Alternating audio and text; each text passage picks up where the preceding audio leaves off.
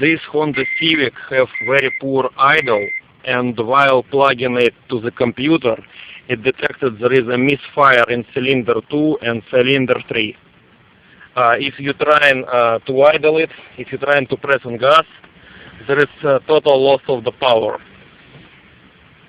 So the spark plug 2 and spark plug 3 need to be replaced because of the misfire.